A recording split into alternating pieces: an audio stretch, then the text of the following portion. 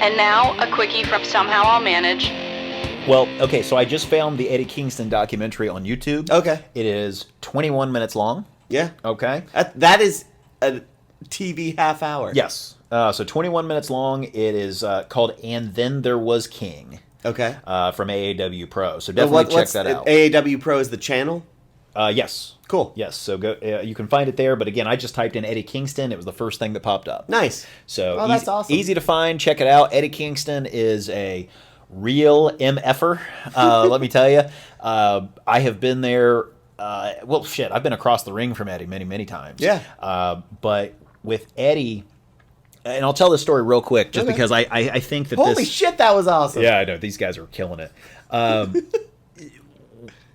What I'll tell you about Eddie is that he is a real motherfucker. Yeah. Okay. Like I've seen him, like a fan recently, touched him and kind of spat at him. Yeah. And Eddie ripped his fucking shirt off and basically slapped him across the face. Like Eddie's not a dude you want to piss off, right? But Eddie also has the biggest heart. Yeah. And maybe this is just my experience. I don't know, but I don't think it is. But like Eddie has multiple times when I've been in a Sammy match and Eddie's been involved. Sammy doesn't do this on purpose, but Sammy just thinks a million miles an hour. Yeah. We all know that. Like he just has this like whirlwind Tasmanian devil creative process, and things get chucked to the side and on accident. Right. So recently I was backstage with Eddie and a group of guys. It was a big mixed tag, multi-tag match or whatever. Yeah.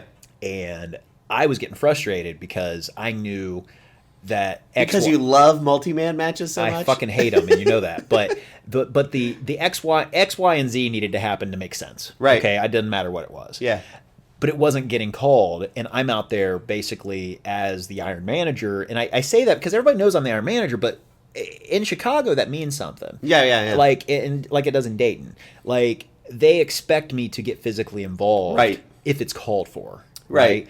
And I don't feel like that's me nitpicking. I feel like that's just, in order for me to stay viable, this is the lane that I've created. Right. Okay. And yeah,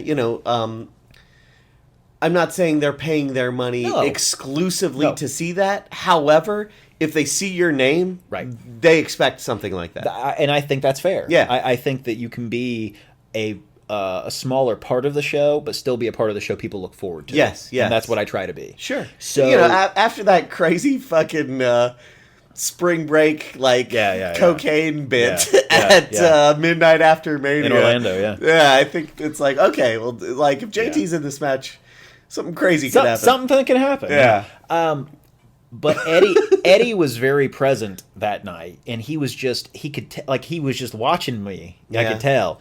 Because I was getting frustrated, because I wasn't trying to interrupt. There was a bunch of guys calling a bunch of shit, and I'm not the star of the show. Right. So if they don't call it, I typically don't suggest it. Right. Even though I have ideas.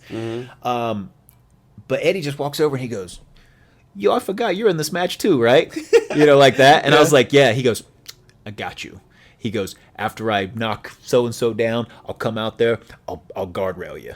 Nice. Right? Yeah. He knew he figured it out without me even saying anything. Yep. He just realized. Because he knows wrestling. He knows wrestling. Yep. He understands what needs to happen, and all my guys were getting jumped in that scenario. Yeah. So I'm just standing there with my dick in my hand, as Dave Chris liked to say, and it's like, what am I supposed to do in this scenario?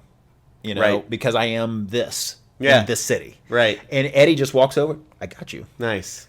That's awesome. And that kind of stuff matters to me. It makes it's just like, thank you. Yeah.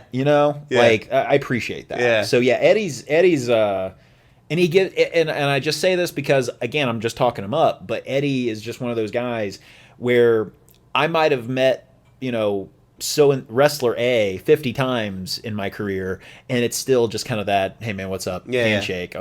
Brian Cage. Like I've worked with Brian so much, and we just still kind of have a cordial relationship. Yeah.